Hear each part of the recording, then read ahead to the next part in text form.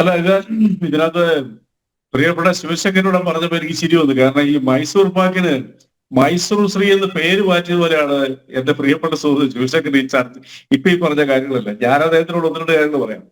അതായത് ഈ ചോദ്യങ്ങൾക്ക് മറുചോദ്യം ചോദിക്കുക എന്നുള്ളതല്ല, ഈ രാജ്യം കണ്ട ഏറ്റവും വലിയ തീപ്പെട്ടിക്കൊള്ളക്കാരായ മൂന്ന് പേരുടെ കാര്യം പറയാം.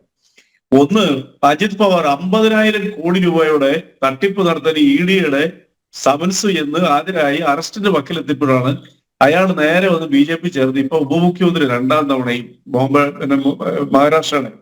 ഹിമന്ത് ബിശ്വ ശർമ്മ എന്ന് പറഞ്ഞ, അല്ല ഞാൻ പറഞ്ഞു പൂർത്തിയിരിക്കട്ടെ ചിത്രം, ഞാൻ നിങ്ങൾ പറഞ്ഞാൽ കേട്ടോണ്ടിരിക്കില്ലായിരുന്നു. ഹിമന്ത് ബിശ്വ ശർമ്മ എന്ന് പറഞ്ഞ ഒരു മുഖ്യമന്ത്രി ഉണ്ട്, ആസാമിന്റെ രണ്ടാം വട്ടാണ് ആകുന്നത്. അദ്ദേഹത്തിന്റെ പേരിൽ 12 തവണ പാർലമെന്റ് മാർച്ച് നടത്തുകയാണ് BJP ഡൽഹിയിൽ. അയാള് കോൺഗ്രസ് ഇരുന്നപ്പം അയാളെ പേരിൽ അയാൾ 35,000 കോടി രൂപയുടെ തട്ടിപ്പെടുത്തി. അയാള് BJP ചെന്ന് വിശുദ്ധ പട്ടം നേടി. അയാൾ ഇപ്പൊ രണ്ടാമത്തെ പ്രാവശ്യം അദ്ദേഹം മുഖ്യമന്ത്രിയാണ്. പിന്നെ പ്രമാദമായ നമ്മുടെ പട്ടാളക്കാർക്ക് സൈനികർക്ക് വേണ്ടിയിട്ട് ഒരു ഫ്ലാറ്റ് കൊടുത്തു കുംഭകോണം നടത്തിയിരുന്നത് 20,000 കോടി രൂപയുടെ വെട്ടിപ്പാടെന്ന് പറഞ്ഞ വിദ്വാൻ ചവാൻ, മുൻ മഹാരാഷ്ട്ര മുഖ്യമന്ത്രി വിശുദ്ധ പട്ടം നേടി ക്ലീൻ ആക്കി നിങ്ങളുടെ കൂട്ടത്തില് 5,000 കോടി രൂപ തട്ടിയ ബംഗാളിലെ ഇന്ത്യ മുന്നണി എവിടെ ഇരിക്കുക? ഇതൊക്കെ ചോദ്യം ചെയ്യണ്ടെന്നേ. ഇത്രയും വലിയ ആയുധങ്ങൾ അവസരങ്ങൾ കിട്ടിയിട്ട് ഇത് എന്തൊരു കഷ്ടമാണ്. ഞാൻ മറുപടി വരുമ്പോ നിങ്ങൾ ഇടപെട്ടോട്, പക്ഷെ അതിന് മര്യാദയ്ക്ക് ഇടപെടെ, അതിലേറ്റവും ശരി. ആ വിശുദ്ധ പട്ടം നേടി അയാളിപ്പോ BJPയുടെ അവിടുത്തെ ഒരു ജില്ലയുടെ പ്രസിഡന്റ് ആയിട്ടിരിക്കുക, എവിടുത്തെ പശ്ചിമ ബംഗാളിലെ. ഇനി ദൂരോട്ടൊന്നും പോകണ്ട.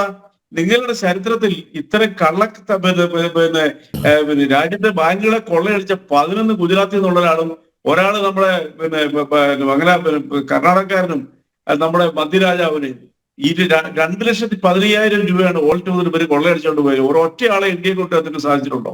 നിങ്ങൾ അവരുടെ പേര് എന്തെങ്കിലും ചെയ്തിട്ടുണ്ടോ? എന്നിട്ടാണോ നിങ്ങൾ വക്കീൽ സാർ പറഞ്ഞ മറുപടി?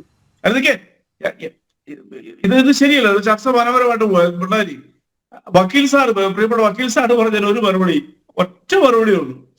അവിടെ AC മൊയ്തീനെ കുറിച്ച് അദ്ദേഹം പ്രതിപാദിച്ചു. ഇപ്പൊ എല്ലാം പറയാനുള്ള സമയമില്ലല്ലോ. AC മൊയ്തീന്റെ കുടുംബത്ത് ഒരു ഫുൾ ഡേ റെയ്ഡ് നടത്തിയിട്ട് കണ്ടുപിടിച്ചതെന്നറിയോ? അദ്ദേഹത്തിന്റെ മകളുടെയും ആ സ്വതന്ത്ര വ്യക്തികളെ അദ്ദേഹത്തിന്റെ മകളുടെയും അദ്ദേഹത്തിന്റെ അമ്മയുടെയും ജീവിതത്തിലെ മുഴുവൻ സമ്പാദ്യമായി 24 കോടി രൂപ, 24 ലക്ഷം രൂപയുടെ ബാങ്ക് അക്കൗണ്ട് പിടിച്ചുകൊണ്ട് ബാങ്ക് അക്കൗണ്ട് ഫ്രീസ് ചെയ്തു.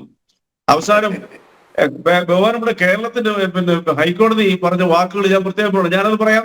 എന്തിന്റെ പേരിലാണ് ഇവരുടെ ഈ ബാങ്ക് അക്കൗണ്ട് നിന്ന് ഫ്രീസ് ചെയ്ത് ഉടൻ അത് ഫ്രീസ് ചെയ്ത് മാറ്റാൻ പറഞ്ഞു. ഞങ്ങൾ ഇപ്പൊ തന്നെ ചെയ്യാന്ന് പറഞ്ഞുകൊണ്ട് ഈ പറഞ്ഞ ED അത് വിട്ടുകൊടുത്തു, ആ പണം വിട്ടുകൊടുത്തു. അതാണ് AC മൊയ്തീന്റെ കഥ. വക്കീൽ സാർ ഒന്ന് അറിയിക്കണം.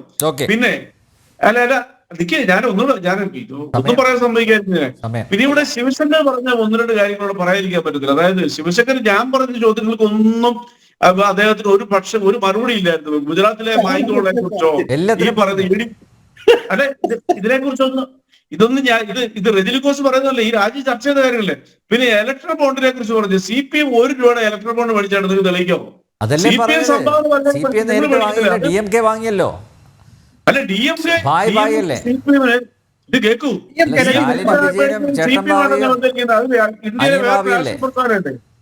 അവരുടെ നിങ്ങൾ വാങ്ങിയില്ലേ? അല്ലെ ഞങ്ങൾക്ക് ആരെല്ലാം സംഭാവന, നിങ്ങൾക്ക് സംഭാവന രാഷ്ട്രീയ പ്രസ്ഥാനങ്ങൾക്ക് പലരും പ്രവർത്തിക്കാൻ സംഭാവന തരും. ഞങ്ങളുടെ എത്രയോ കോടിക്കണക്കിന് രൂപ ജനങ്ങൾ ഞങ്ങൾക്ക് തരുന്നു. നിങ്ങൾ പൈസ തന്നത് കാര്യമുണ്ടോ? അതാണ് ഞാൻ പറയുന്നത്. നിങ്ങളാണ് ഈ രാജ്യത്ത് ഇലക്ട്രൽ ബോണ്ടിലൂടെ ഈ ലോകത്ത് തന്നെ ഏറ്റവും കൂടുതൽ സാമ്പത്തിക തട്ടിപ്പെടുത്ത് നിങ്ങളുടെ രാഷ്ട്രീയ പ്രസ്ഥാനത്തിന്റെ അഖിലേന്ത്യാ പ്രസിഡന്റ് പോലും നിഷേധിച്ചിട്ടില്ല. ഈ നിമിഷം വരെ നിഷേധിച്ചിട്ടില്ല കാര്യങ്ങള്. അപ്പൊ അങ്ങനെ പറയാനാണെങ്കിൽ 100 കാര്യങ്ങൾ പറയാൻ പറ്റും. നിമിഷങ്ങളൊന്ന് ഓർക്കുക. പറയുമ്പോൾ നിൽക്കൂ, അടിസ്ഥാനപരമായ കാര്യങ്ങൾ ഉന്നയിക്കുമ്പോൾ അതിന് മറുപടി പറയാതെ കണ്ട്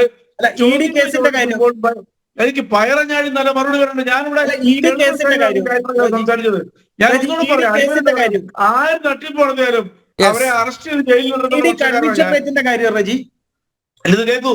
ആര് തട്ടിപ്പ് എവിടെ നടത്തിയാലും അറസ്റ്റ് ചെയ്ത് ജയിലിലിടുന്നുള്ളതാണ് തന്നെയാണ് എന്റെ ഞങ്ങളുടെ പാർട്ടിയുടെയും പ്രത്യേകിച്ച് എനിക്കും. ഞാൻ അത്ര കാര്യങ്ങൾ ഒരുപാട് ചർച്ച ചെയ്തിട്ടുള്ളതാണ്. പക്ഷേ അത് നിരപരാധികളെ കൊടുക്കാനും രാഷ്ട്രീയത്തിന്റെ ഉപയോഗ വസ്തുക്കളാക്കി മാറ്റാൻ ശ്രമിച്ചു കഴിഞ്ഞാൽ വിമർശിക്കും. അതുകൊണ്ട്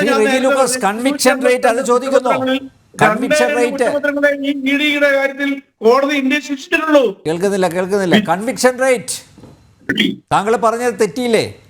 ശിവശങ്കർ കണക്ക് അവതരിപ്പിച്ചു അതിന്റെ. ശിവശങ്കർ അങ്ങനെ എന്തെല്ലാം കാര്യങ്ങൾ പറയുന്നുണ്ട്. പാർലമെന്റിൽ അവതരിപ്പിച്ച കണക്കാ. കുറ്റപത്രത്തിൽ ശിക്ഷിക്കപ്പെട്ടത് 2 കേസുകളിലേ ഉള്ളൂ. കേസ് പറയും. അതെ, ഞാൻ അങ്ങോട്ട് അയച്ചു തരാം. ഞാൻ പറഞ്ഞല്ല. Please don't under estimate the power of E D. ഇങ്ങനെ പറയാതെ 2 കേസിൽ മാത്രമേ ശിക്ഷിച്ചുള്ളൂ. ഞാൻ അണ്ടർസ്റ്റാൻഡ് ചെയ്തില്ല. ഇഡിയെ പോലെ മാരകമായ